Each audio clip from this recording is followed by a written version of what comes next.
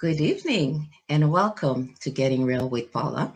My name is Paula Alphonse, and tonight our guest is Casey Palmer. Casey is a blogger who is using his own fatherhood experience to chronicle the Canadian dad journey. While we hear a lot about the mom experience, we seldom hear about the other side of parenthood. Therefore, Casey started the Canadian Dad platform to show fathers, to allow, should I say, fathers to not only share their stories, but also to showcase the many contributions they make to our families as well as communities. So let's start. Good evening, Casey, and welcome. Good evening, Paula. How are you doing today? I am doing great. I am looking forward to this conversation. I I'm know hoping it'll it. be a good one. We're hoping, but I think I have a good vibe for this one. Excellent, So, for excellent. those of the audience who do not know you, could you tell us a little bit about who you are, what you do, how long you've been blogging, and what brought you to this venture? Okay, yeah, I'm just gonna adjust from my headlight there. Lighting has been a huge pandemic problem for me, but I'm going to fix it eventually. Okay. So, hello everyone. I'm Casey Palmer from the brand Casey Palmer Canadian Dad. It's been a long venture. I've been creating digital content for well over 20 years, but it turned into a fatherhood venture when I had our first son at the end of 2013, and then we Mhm. had a second son in early 2016. And the thing that made it stand apart was the fact that I kind of hit the ground running. I didn't have a kid and then suddenly decide to start a blog. I'd been blogging already for a while. So the level of storytelling that I was at when I started the journey from, finding out we were expecting to having that first kid was already at a pretty seasoned level, which has made for a interesting experience for my community as they follow me on my fatherhood journey. Thank you. And what were your intention when you first started? You mentioned you started blogging way before, Mhm. and I guess back then you didn't have any idea as to where you were gonna do, whether there was even gonna be a Canadian Dad Oh my goodness. experience. It's so true. So, what happened? It's funny. That's a really good question, Paula, because in the beginning, I just creating stuff online for fun. I made my first website in 1998 for a school project, and I made my first blog in 2001. And back then, it was just, let's see what happens when I put words on the internet. Let's see what happens when it all comes together. And the entire idea of creating a business or a movement around it was the farthest thing from my mind.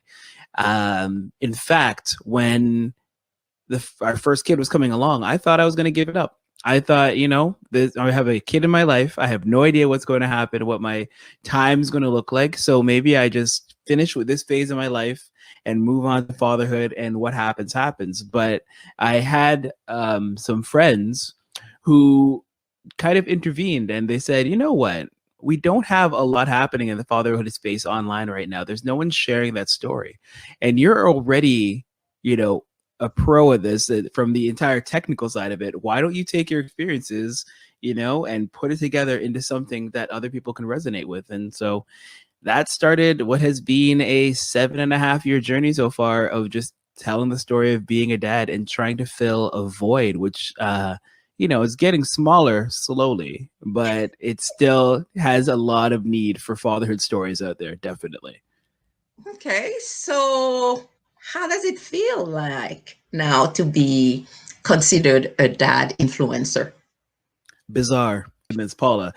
Like people will come up to me and they see me as a parenting expert, and it's like, I have a 7-year old. There's no expertise whatsoever here. I basically just try every day to make sure that my children do all right by the end of the day. It's simply because I was one of the earliest people doing it, and I keep doing it. Like, a lot of people have stopped blogging in my original cadre of dads. Mhm. They've, people get busy, their interests fall Mhm. elsewhere. It's something that is really hard to sustain over time. So I fully appreciate that. But I found that it's almost interwoven into my DNA at this point, that I've been doing it for so long that now it's just an element of my persona and who I am. That yeah, it's at a very interesting place, because I'm at the point now where someone at work, my day job, mentioned that they were going to be talking to me, and the other person on the other end of the line was like, "You mean Casey Palmer, Canadian dad?" And I was like, "Oh, we're there now. We're at the point where there's a name brand recognition. Okay, it's not a bad problem, but at the same time, it's one of those things you never fully, if you're, unless you have a business plan where you're like, I Mhm. want to be at this level by this date, Mhm. I want to have this number of Mhm. followers, or I want to be in these chat. I'm just like, I just write stuff, and what happens happens. And now it so happens that people are starting to recognize it out there in the internet, which Mhm. is a very peculiar feeling. But I always learn from those experiences, and I always adjust to make sure that I put, my family's interest before mine. Yeah. While, Mhm. I know a lot of parents out there will put out all the embarrassing stuff and stuff like that, but you don't want to put your kids in a position where, kids are making fun of them at school for Yeah. something online. You don't want to put your spouse in a position where haven't considered their feelings and things like that. Mhm. So all that goes through my head as I put things together to make sure that I prioritize them above what might be a good quick hit for numbers. I love it. This segues into the other question that comes to mind, which is, what have you discovered about fatherhood in Canada along this journey so far? Because it's 7 years. You must have picked up a few things. A few things here and there. It's really interesting. You know what it is that, we think of Canadian dads, and you might have a certain trope, like, white dads are in the woods doing their thing. Black dads are, more urban and whatever, and, love jazz and hip hop and other things like that. But it's a lot more diverse than that. There's a lot of stories that go untold, because I think the one constant across most dads is that we are horrible communicators. We do not share what is happening in our worlds whatsoever, and it just ends up in a void. And I like to put together the stat all the time that, if you look at the 2016 census, we have about 4.5 million dads and 5.5 million moms, whereas, so they're pretty equivalent. But at the same time, you have 50 dad influencers from coast to coast and something like 3,000 moms. So I'm just like, there's something going on there when it comes down to like dad just not talking about what's going on in their lives. And so that's what makes us stand out quite a bit, is the fact that I've grown to be so honest with what's going on in our world and what's happening, because that's what I've developed as a style over time. Now I'm just like, I'm going to talk about, the kids being home and how much of a strain that is on our lifestyles. I'm going to talk about race and gender politics and everything. I'm just like, bring it all. Let's just go. Let's just bring it all out and get out of the system. But it works out really well, because I think people think that dads are generally, pretty one dimensional, and there's a lot more. Than there's different dads on different walks of life. So I try my best to have different conversations with all sorts of people, because you never know where someone's going to fall with their perspective. Definitely. Can you describe some of the realities you have encountered in these larger conversation with other dads? Yeah, not everyone's going to like you is something you need to Uh, accept as a parent really, really quickly. Right? Like, woo, woo, some of the conversations I've gotten in. There's, if you stay within your social circle and you stay within your safe zone, you're probably quite likely going to find most people agree with you on things, unless you get something that's really mhm, polarizing. mhm, As soon as you step outside of that, every time I do a news, broadcast on something around Black History Month, like haters come out of the woodwork every single time I talk about, not wanting to lock my two children into like, the typical boy stuff, mhm, boys toys, boys clothes, boys colors. And I'm like, mhm, I just want them to figure things out on their own, and I'll support them. The haters come out of the woodwork. I've gotten so used to the fact that there are these people who have really strong contrasting opinions Mm-hmm. is a reality. But I feel that I'm at a point now where, you know, I like telling people that the people whose opinions matter most are the people who live in my house. If they're mad at me, if there's a problem between us, me and them, that's a real problem, and I have to deal with that. If anyone else, for the most part, you know, disagrees with me, if we're close, we'll have a good conversation. If we're not, I'm like, well, that's not my problem right now because I have other things to prioritize. So I've grown a thicker skin because of it over time. I want to know that everyone to know that I appreciate their opinions and I Mm-hmm. appreciate having the conversations, Mm-hmm. but I'm not going to lose sleep over something unless I'm wrong. If I'm wrong, I'll call it out and I will fix it. Mm-hmm. But if it's such a difference of opinions, I'm like, all right, you be you, I be me, we'll be okay. In terms of this journey so far, the public one as well as the more private one, Mm-hmm. what were for you some of the lesson learned or personal discoveries that you made along the way? There's so many. Paul, do you have 5 hours? Let's start. Give me a couple, 2 or 3, and we'll see. Because we're trying to assess. They're looking at you as the influencer. What are you bringing to the table in those That's 7 fair. years? What have I That's picked fair. up? There's okay, some of the good ones. I think one of the strongest ones I've really taken home is that I am my father's child. And what we often think of when we're young and teenagers and whatnot is like, I'm never going to be like you. Like, oh, all these things you do that I don't like, I'm never going to do them. And then you one day catch yourself doing them. You're like, oh, oh, I am a product of my environment. And what I'm trying to teach my children right now is that good or bad, you know, everything that I can give them or everything I do to impact them is a result of intergenerational change, right? I didn't come into this world from square one. I came here on the backs of my parents and all the Mhm, sacrifices and things they mhm, did. They did the same with their parents, etc. And we have to figure out over those generations what we keep, what we discard, what works, what mhm, doesn't, what is a part of the culture we're trying to hone with our children today. And that has been a huge part of just understanding, you know, what is it that I can glean from everything I do for them. And at the same time, you know, I say that when I talk about everything I do for them, one part of it is, you know, we come into parenthood wanting to give our children everything that we never had. Except you start to understand after a while that everything we never had, not all of it is good stuff. They only need so many toys. They only need mhm, so many treats. They only need mhm, so many times out at like whatever theme parks or whatever. mhm, And so it's been understanding what is it that I need to contribute to my kids to make sure that we're maximizing our interactions and the time we have together. And the pandemic has taught me a lot of that too, because before that, I thought being a good dad meant, you know, showing up to all the events and, mhm, you know, reading them stories at night, taking them where they want to go. But I feel like the pandemic has taught me so much more about who my children are and mhm, understanding them as individuals instead of them just being my children as like a default thing. So now they're like, you know, it's, you know, 7-year old, 5-year old, they are there. I know their likes and dislikes. I know how they like to interact. I know how they like to play. Before mhm, that, it was just kind of like, here, throw spaghetti at the wall, hope it sticks, basically, with mhm. the approach of like how it all works. So a lot of learning, a lot of development, but I feel like I feel like I'm doing a pretty good job as per the reviews I get from my family on a regular basis. You know, they tell me, no, I check them like, we're doing okay. You still like me, right? Okay. Still getting hugs every day. So far, so good.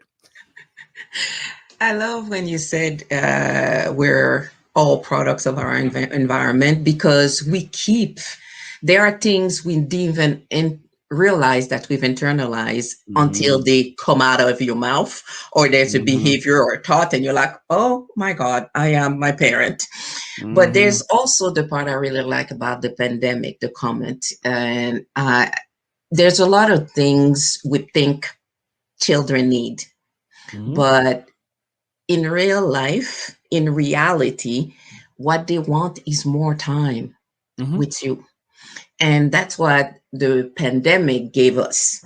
But not everybody is enjoying that journey because in that there's, and I'm not going to pretend there's so many change that you have to juggle with, that not everybody has that mindset where Hmm. how can I enjoy my kids and the time we spend together even more, because it is in those moments that you learn so much, as you said, about your kids. Before, you might have not even known what were their favorite hero or Hmm. their, I don't know, favorite colors, that little girl that they used to see at school, or whatever it is. You would not have known because you were in a rush to going through the All the process. time. Hmm. Now, pandemic has made us slow down. And finally, we start realizing maybe all of those things we didn't have didn't really matter. It's true. And no need to transfer just things, commodities. It's about building who they are, building their sense of self. Yeah. Yeah. What is the hardest lesson you have learned so far as a Black man and a Black father? I think it's the notion that there's only so much I could protect them from in the world. Yeah. Really, when it comes down to it, I can't live their lives for them. All I can do is arm them with the knowledge and the sensibilities of what's outside that front door. Within these four walls, within these four walls, I want them to know they're loved and that I don't judge them and that they can come to me with anything and we can have, a thorough discussion on whatever it is that's bothering them.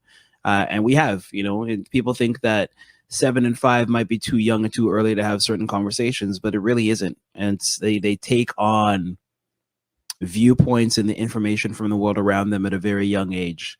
Mhm. So it's up to us to actually go forward and have those important conversations with them when the time and situation feels right. But at the same time, you think you know the world and you think you know what's going on Yeah. out there, and you don't always. Things will blindside you all the time. And I used to say that the problem I usually had after after you get past daycare and your kids start going to school, I first said that my problem was other people's kids because they can bully, they can do things and whatnot. Mhm. Like you can't control what happens on the schoolyard. But I thought farther about it and I was like, I think my problem is other parents. I Mhm. think my problem is other parents who choose different ways of teaching their children, or they don't have the same sense of right or wrong, or they are passing down ideologies to their kids which aren't healthy. Mhm. And so I could try all I want to make sure that I have, kids who are perfect gentlemen and they have respect. And, I drive a lot of values home to them every single day because they were important to my parents to give to me. So I do the same to them. Not everyone else has the same value set. And that's something that I have to kind of sit with. And when they bring home the hard questions of like, well, Timmy doesn't do this or Tina doesn't do that. And I'm like, this is why it's important to our family and Yeah. why we do this thing. And it doesn't always, it doesn't always work, but I feel like there's always those moments where they're like, in their late teens, early adulthood, and they suddenly come up. It's like, well, I did this because you always said this. And it's like, oh, you Mhm. were listening. You were listening all those years. Okay. So I just have to keep at it, basically. And I have to be honest with you when you say it's never too early to start having those conversations with your kids. And I'm not talking specific conversation. It's never too early to start building that conversation, Hmm. because that conversation you want to still have in when they're 15, when they're 25, when they're 35. You start building it early, because if you haven't learned it before they get to a certain age, it's going to be so much more work to Definitely. bring that connection back in. And that's sometimes the mistake we make, because we think they're too young, they don't get later, later, later. Every now and then that conversation about starting to talk to them early. Yes. The challenge will always be, as you're building that connection, you have to build the blocks. If you don't Hmm. start early, it's not going to happen later on. So that's Exactly. on us. And this is pandemic, regardless of everything that comes with it.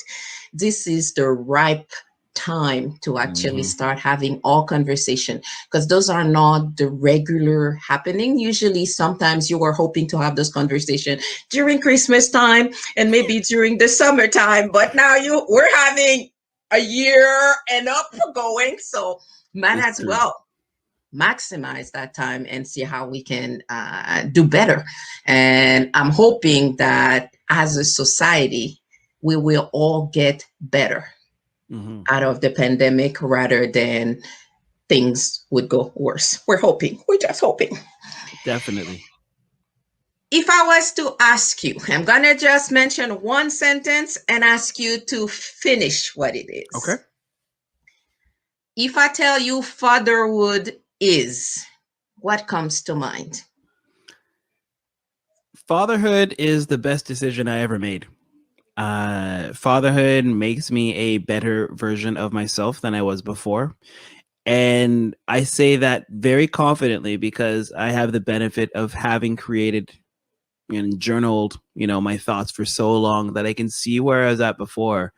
Um, I actually just finished writing a piece this morning on men's mental health that I'm, putting together for a project later on. But I can tell that before, dating my wife and getting married, having kids and everything, I was so lost. And you're trying to latch onto all these things to find a sense of value or find a sense of purpose, and it can be really hard. And for men especially, who when we're not taught to communicate, when we're not taught to emote, it's a journey you so often end up traveling on your own. So it becomes super important to have something that makes you feel like you're contributing something positive to the world. And I feel like for me, my children are often that. That said, I mean, it's not a cakewalk. There's good, bad, glad, sad, everything in between. Like it's not easy to be a parent whatsoever. Mhm, But I do feel that it anchors me to something that has meaning. mhm, I think that if you are kind of, I know less and less people, at least in Toronto and around me, are having children and, finding life partners and things like that. Um, Going into, just choosing to go other ways because they have other values. But I wouldn't want to feel like I ever hit a point in my life where I look back with regrets because of the decisions I'd made or not made, or look back and feel like I wasted a bunch of time because I chose not to do something. I feel like so many people fear that when they have children, they have to give up their lives. But I mhm, often tell people children add to your lives. You don't understand it at first, but the longer you go into it, the more you realize you have parts of yourself that you can share with them, that you'll see someone who just appreciates that, that part of you with adoration, and they're just in awe of just like, oh, you know how to do what? You can do that. And it's a very different experience than with any other people you'll have in your life. So fatherhood is everything to me in a lot of ways. But everything, I'll take breaks from it where I can find it though. 100%. I won't lie. I totally agree with you. I have, as I said, I also have kids, and I do believe that they've made me a better person. They made me think about the larger society rather Hmm. than just me, what I wanted, how I wanted it. I Hmm. started with my kids wanting them to be a certain way, and Hmm. then realized they changed me. So that person, that version of what I thought I was bringing, they made so much more fuller. And it's, Yes. yeah, it goes both ways. They feed, they feed us with their energy and their love, but they also stretch our own understanding of what love is and what is meaningful in life. If you know me just a little bit, I'm all about boundaries. So I'm going Okay. to ask, what boundary have you implemented in your personal and or professional life that has created the most personal growth for you? I've realized, I've really, really understood that time is our only non-renewable resource, so we have to be very careful about how we use it. And when I say that, it manifests itself in a number of ways. I realized, I think it was early 2019, that I could only work so hard. So Hmm. the one thing that has been a gift and a curse of my brand is that, I'm a perfectionist, so I really dove into how do I write, a blog post that perfectly captures what I was going on in my head. How do I do all the technical stuff to make sure it gets out to the maximum number of eyeballs and things like that? Like, I've built up a brand that is still growing. And it's funny because people say blogging is dead. I'm like, is it? Is it though? And that's a totally separate conversation. But with that said, the opportunities have grown and there's so many more chances to go out and do things.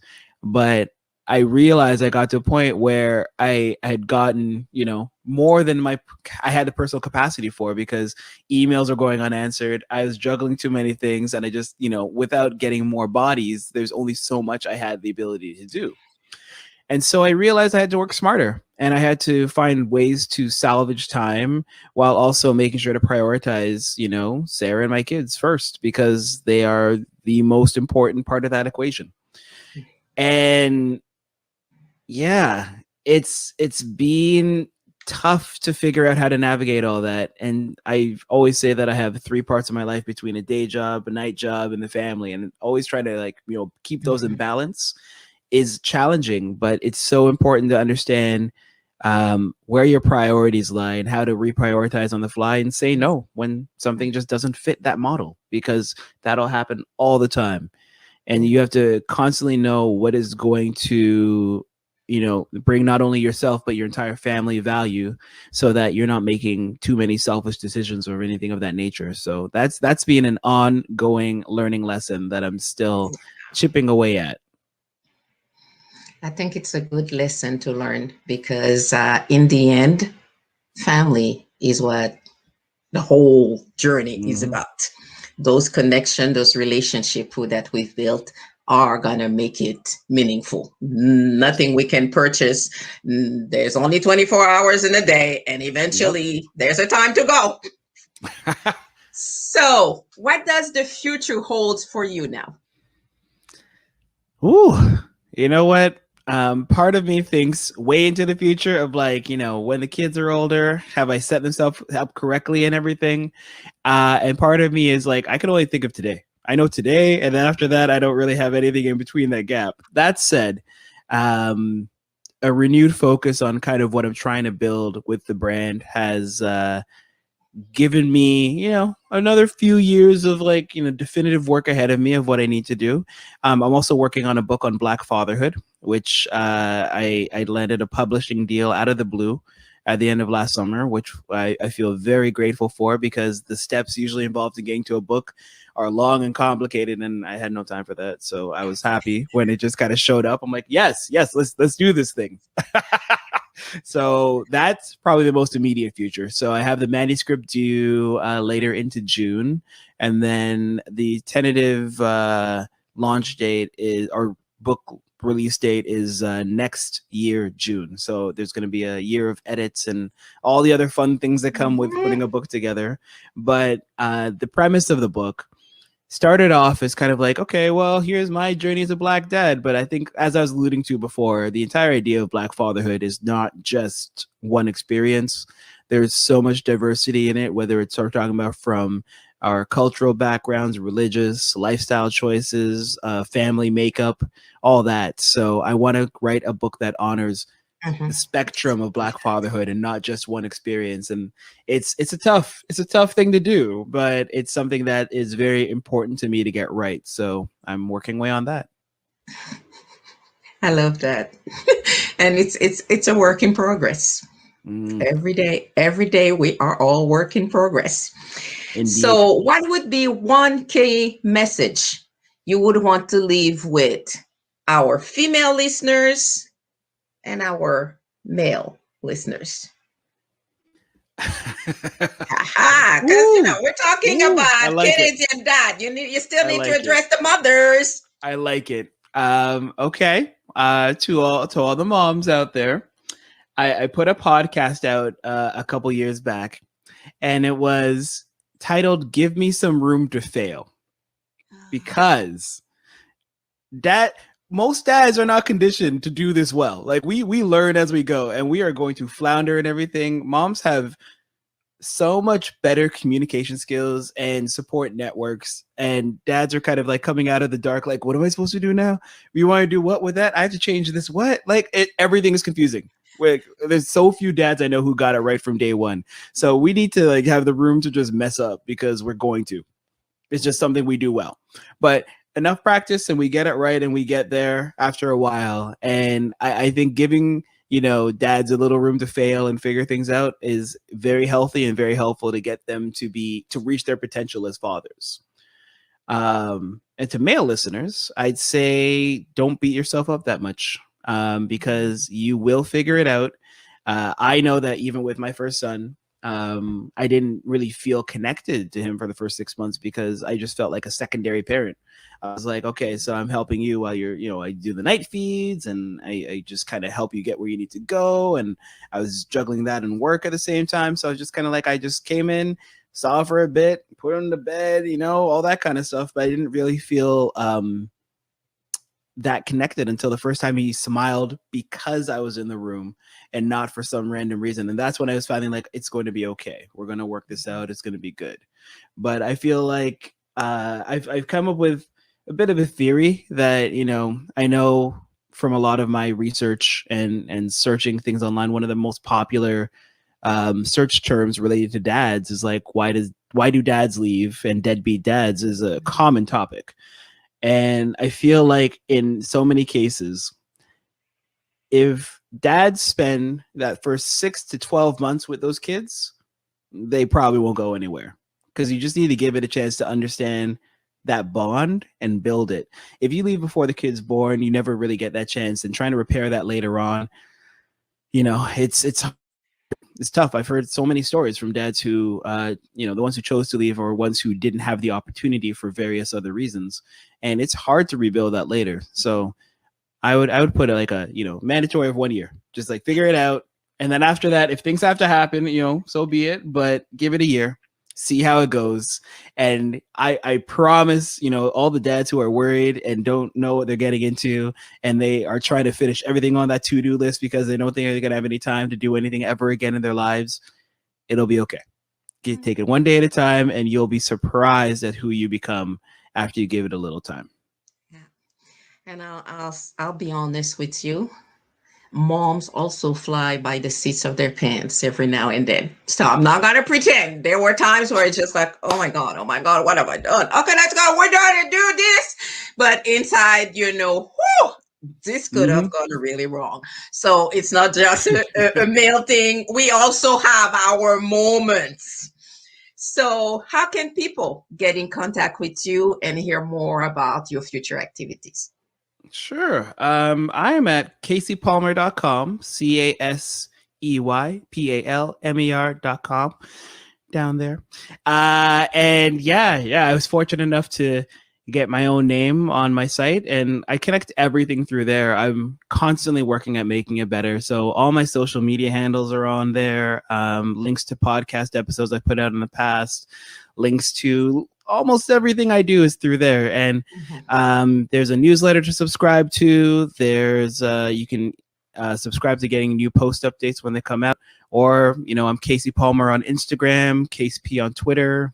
I'm everywhere. So if you get to the site, you'll find everywhere I am. And I apologize in advance for the oversharing that's going to happen, because I always have a device in my hands. So I'm sorry for everyone, but it's okay. You'll love it. I promise. It's all good. It's all heartfelt. It'll be quality.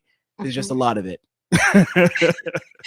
But once we get used to all the material, it will be like, oh, this is the go-to person for my information. We don't do Google anymore. We'll just do Casey Palmer. There see you go. what comes up. Well, it's funny because, a lot of people, you get the big influencers and they talk about their followers or their audience, but I always see it as a community. I can teach and I can also learn. And there's been plenty of times where maybe I thought I was right on something and found out I was wrong, or I realized there's so many more ways to look at things than the way I just see it alone.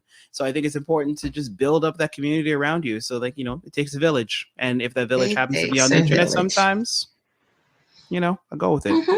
Yeah, it takes a village. And I think that's what we all need to remember because whether we want to admit it, we had gone so individualistic that we forgot about the larger Mm-hmm. community. Mm-hmm. Reminder came back through COVID. So it's just this sense where Mm-hmm. it's like, oh, let me think about that. And as you were saying, community for community, we don't have the same values, but there are, as a parent, so many things that still brings us together. So it's figuring out how do we connect and figure out what's the path forward as Definitely. parents with their kids, as families, as communities.